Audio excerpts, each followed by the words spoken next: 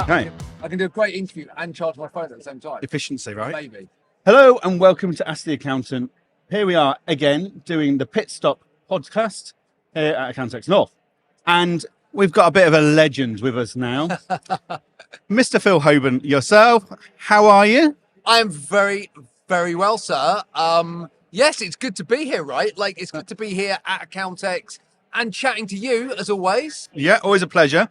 So, first of all, for those few people out there, they don't know who you are, they don't know what you do, introduce yourself. Yeah, so I'm Phil Hobden. I've been around in the accounting tech space for probably about 10 years now. Started my career off at Futurely, and I've been at a couple of different businesses along the way. I work predominantly on the sales leadership and strategy side. And I'm also, like yourself, a serial podcaster. So I'm a big fan of podcasts as a medium and creative podcasts. So I've got a couple of podcasts I've done in the accounting space and a couple of podcasts that I've done outside the accounting space. So yeah, I'm a bit of a kind of an all-rounder, but I think I'm best known for being at the opening of pretty much any envelope in the accounting tech space. Yes. Yeah, I'm pretty much the guy you need to go. If you can't get the guy, I'll open it with no pride whatsoever. I'm third on your list, that's fine, I'll be there. Brilliant. Okay, so why Accountex North? Do you know, I was at the very first Accountex North when it was at a different venue and they were still serving food in the middle. It was a bit quirky back then. And I really liked it as an event. I liked it because looking at it, it had a different audience to Accountex. You look at the two lists of people you get, and yeah, of course, there's some crossover, there always is. But it was appealing to a different audience. And actually, as a vendor, that's important, right? Because you don't want to put all your money on one place and one group of people. So also, being really honest, the first time I came to Accountex North, I signed up a huge deal for a massive accountancy firm off the back of that one event. And it paid for that event 10 times over. Wow. So you look at it and go, well, actually, I'd already proven the ROI on that first event. And then, of course, you get like the event post-COVID, and I think there's one other, and then this year. And it's just an event that seems to be going from strength to strength. And you look around at the 2023 edition, and it feels busier. There feels to be like more people here. Every talk has been jam-packed. Yeah. And I don't think I've ever seen that at an event like this. Every talk has been busy. Everyone's been saying, all the exhibitors have been saying, yeah, it's been good, which, great. But every talk, as you say, every talk standing room only. Yeah. And let's be honest, right? Normally that is reserved for Rebecca Bennyworth and HMRC. Yep. You know, the Will Farnells of the world, they always get standing room only. Yeah. I had a good panel and I had a really good guest on it, but we were proper standing room only as well. And you look at that and go, yeah, people are really engaged with the content. And I guess credit to the Accountex team. They've put together a program that people really want to engage with. Definitely.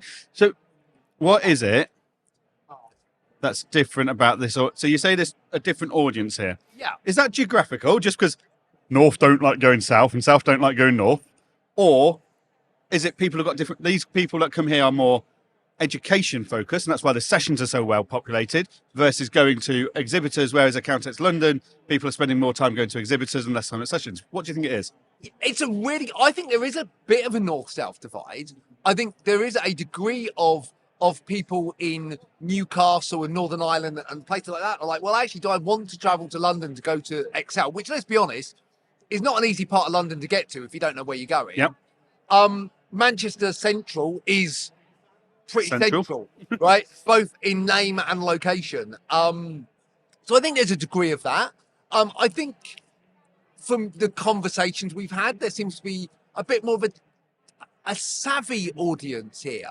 So less people early on in their career or tech journey, more people that have kind of got over that initial hurdle.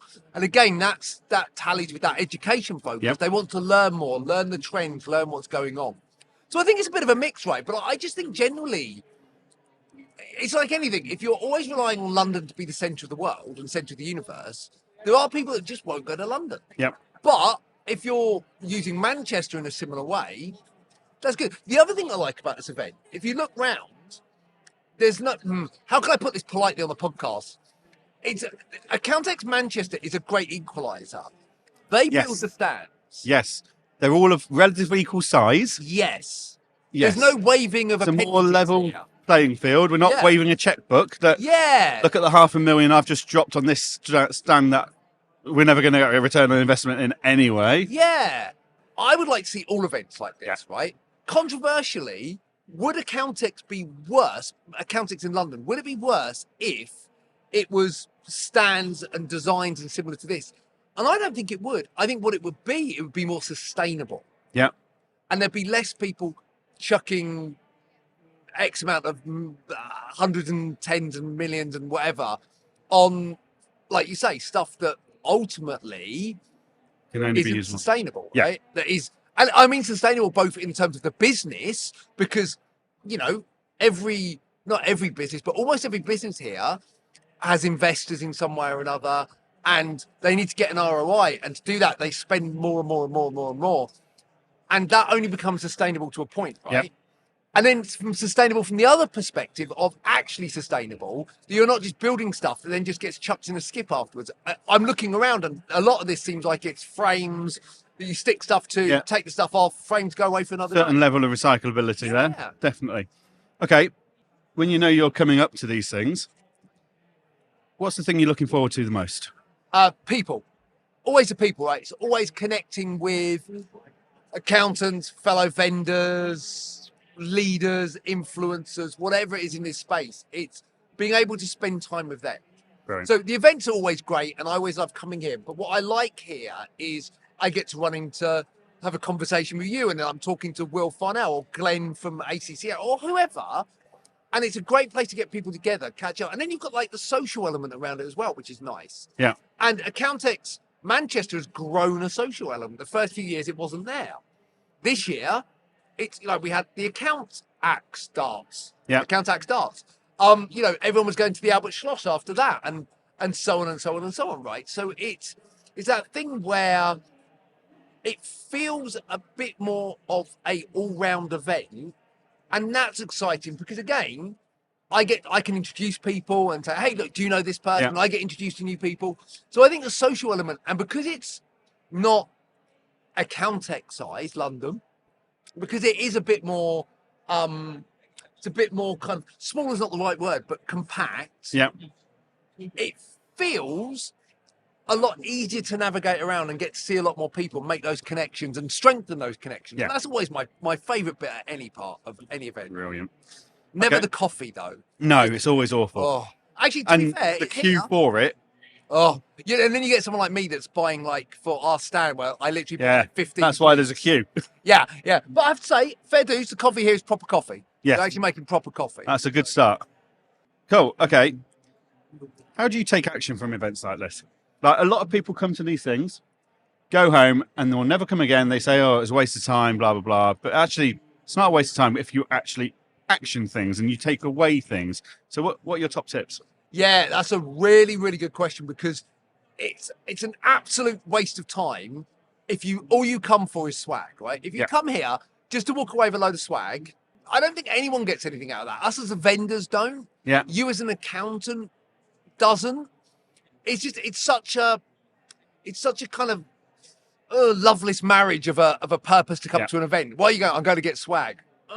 Okay. Swag's fun and great, but it shouldn't be what it's become, where it's a grab everything you can, mad, like Black Friday sales Yeah. rush. I saw someone the main accountant walking out with 7 bags full of stuff, and I'm like, I will never give swag to people that just didn't do that because it's just there's no return. So for me, I think you have to come with a clear set of goals. What do I want to get out of it? If you want to get out of it education, make sure you go to all the sessions you need to get out of it, and make a list of action points. And if the session's good, and if the people on the panel or the talk are good, they'll give you or encourage you things to take away. So the social media panel I did with Stuart, Francesca, Rachel, and Ashley. Great lineup. It wasn't bad, was it? I always say, right, like if you get a really good selection of guests, then like they will bring the audience, and then everyone looks good because of it. And like, they're a great selection again. But what we did is we were like, the panel was about building business through social media. So the first thing to do for that is actually do something on social media. Yep. So we got everyone to get their phones out, take a photograph of us on stage and we waved and everything, and then post it with a comment, tag us, done. So you've now made your first step towards making that social media post. So we gave them an action and a way to do it. Every conversation should have an action, right? So you need to make a list of what's important, what you want to do, what you want to get out of it. Make sure you achieve that. Make sure you take action points away from each talk. Bring a notebook, make notes. And if there's a bit of software you like, fantastic. Don't demo it on the day. Yeah. Don't sit there for an hour and demo software because you're not going to remember any of it the next morning. Book a meeting, post the event, and do it then. Have a conversation. Go, hey, look, this could be interesting for us. Let's book it afterwards. Yeah. As a vendor, I appreciate that more as well because it helps me manage my time better, and I can do 50 small demos, and then all the people that are really interested. And I think the last thing for me is don't be afraid to say no. Yeah. There's so many people that think because someone demoed to you on a stand or gave you a bit of swag or spoke to you that you have to go, yeah, okay, I'll do the demo. And then you don't. And actually, do you know what? If it's not suitable for you, Just say, because no one wants to waste their time. no. And it's that honest relationship. So the whole thing should be an honest relationship from the reason you're there to everything else. So, I think if you do all of that, then you can get some really actionable things to take away. If you don't, and you're just here for a jolly, that's okay as well. But then don't blame the event. But then don't blame the event and go, what did you get out of it? Well, nothing. What did you go in with? Yeah. What do you plan to get out of it? And if the answer was you didn't go in with anything, you didn't plan anything, well, guess what? You're not going to get anything out of something. Yeah, exactly. Okay. So we've spoke about swag a few times. Have you seen any particularly amazing swag here? Do you know what?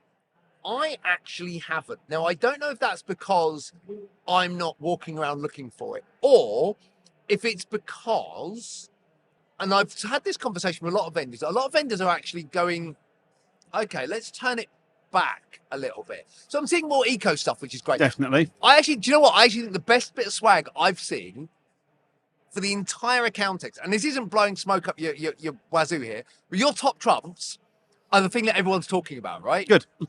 But that's the thing, right? It's not something that I can use, but it's something fun. Yeah. It's something that's memorable, right? Something that, like, for those of us that didn't make it on the top trumps, get FOMO. Yeah. And I'm like, right, well, how can I get on that? Because I want to be on that next time. So I think it's stuff like that. But there's certainly more of a trend towards eco stuff. Yeah. And again, that's good. I'm no eco tree hugger, but I think if you look at the amount of waste events like this produce, We have to be sustainable. we do. Look, there's a whole push in the accounting industry about ESG and sustainability and everything else. And that has to start with vendors and events and being responsible and actually asking yourself, do I need that 12th water bottle? Yeah. And sometimes the answer is, do you know what? I don't. Yeah. I mean, if you have a kid like I do who goes for a water bottle every week. I was saying earlier on another episode, I never used water bottles. I never used them at all. I was brought up in my house. You want water, you get a glass and you put water in it. Yeah, and you wash up the glass sometimes. If you want water at the bedtime, you have a glass on the side of the bed. My wife always has water bottles. Everywhere you go, she's got a water bottle. And I now have a water bottle. I've now got that many bleeding water bottles. I've got one in every room and enough backups in the cupboard to last me a lifetime. Yeah. But I don't want to throw them away because that's just wasteful. Yeah. I tend to find, I just give them to my daughter. She'll take them to school. They'll look pristine for a day, and then they'll come back looking like they've been in some kind of conflict. Gravel rash. Yeah, literally everything. You're like, how did that turn into that in a day? And she's like, well, someone threw it. There's some big money being spent on these water. QuickBooks have been using their Yeti water bottles. I had a look at these, right? 60 quid a go. That's before you brand them. Yeah. Do you know, funny enough, you say that. I worked briefly for Intuit, and we also had that kind of water bottle, and they are phenomenal. But oh my god, they are proper. They're like the gold standard. Oh yeah. Water bottle. I'm scared to use it. It's on display on my shelf.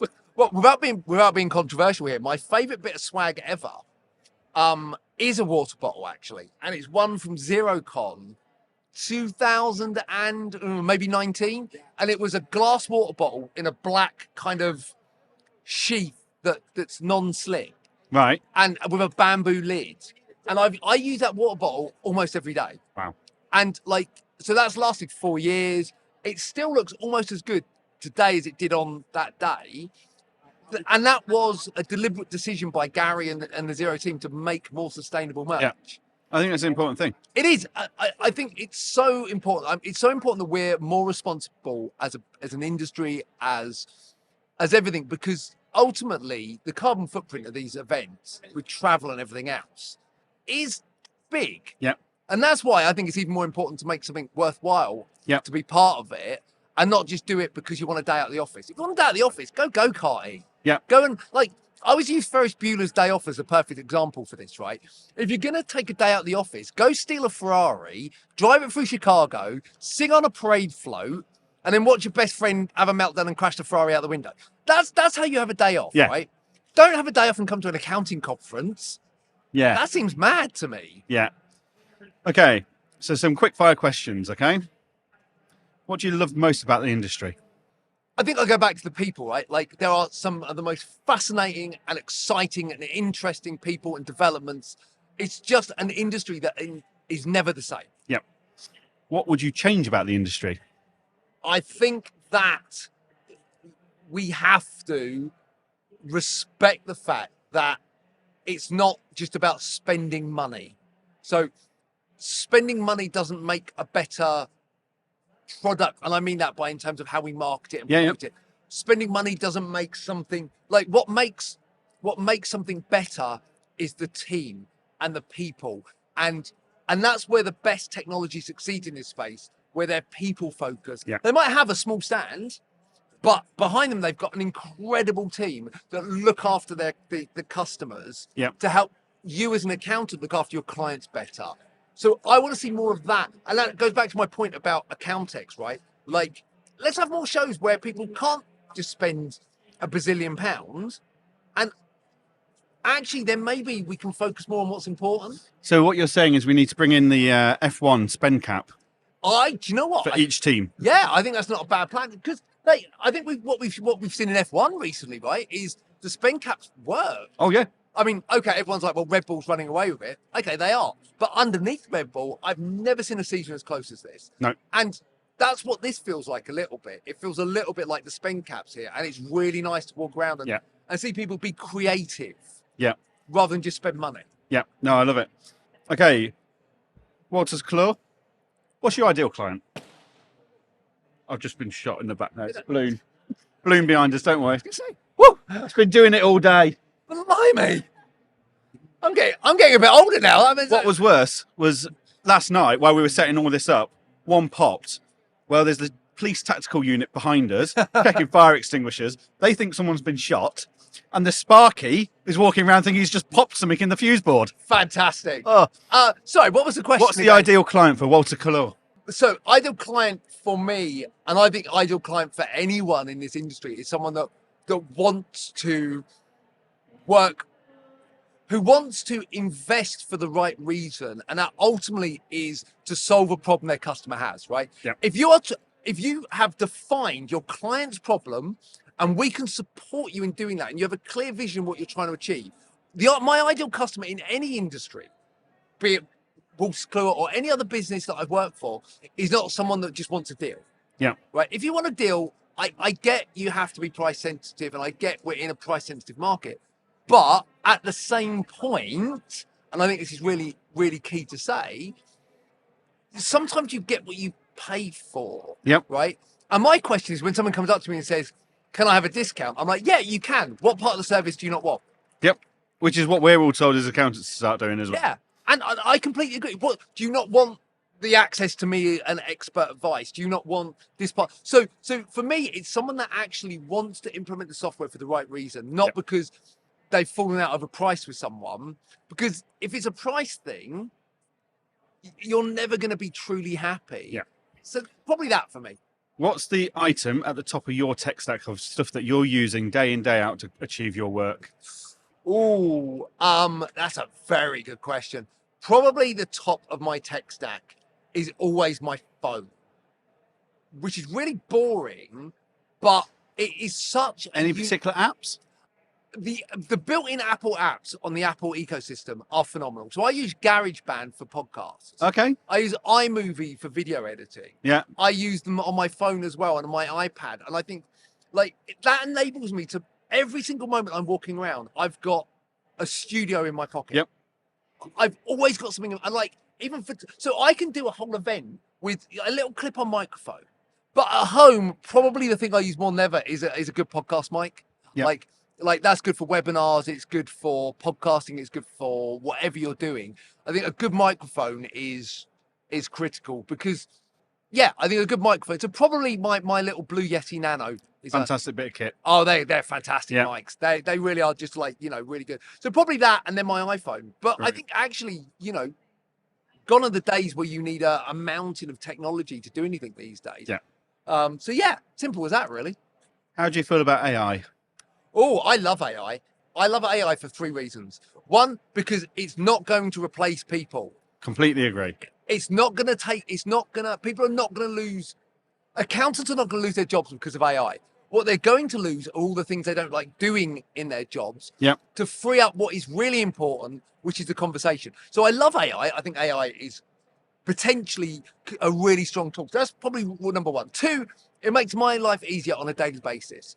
If I need to think of 10 topics for posts for LinkedIn, I'll broadly put something into ChatGPT and it'll come up with some ideas for posts. And I go, cool, that's done the first bit for me. I'm dyslexic. It started that thinking, that planning idea. Yeah. And I'm dyslexic as well. So I will put posts into ChatGPT and ask them just to rewrite them Yep. to check the grammar and spelling. Yep. So it's like having someone that can help me. So it's helped me for that. And probably the third reason, because it's innovation, right? Like it can do so much. And everyone said the same about the internet. Oh, the internet's going to take away my job. The internet's going to take away my job. It never did. Do you know what people said the same about video? When video came along, Yep. oh, it's going to kill the film industry. It actually made the film industry. Yep. Radio was going to get killed and so on and so on Yeah. and so on. There's always something going to get killed by something, and Yeah. it never happens. What you have to do is you have to embrace the technology, implement it in the correct way in the where you're working, and guess what?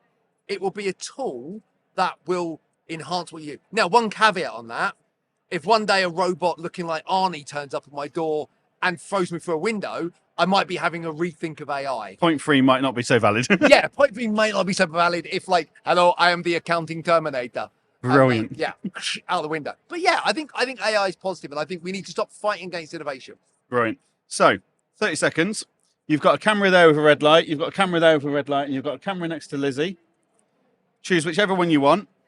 Plug whatever you like. It's 30 seconds to you. Okay, so in October, I will be launching my own podcast in the accounting tech space. The podcast is called The Story Of, and each episode I will be interviewing a fantastic guest to talk about the story of either them, their business, their product, or the company they work for. The first season has some fantastic guests lined up, including your very good Including me. self. Funny that.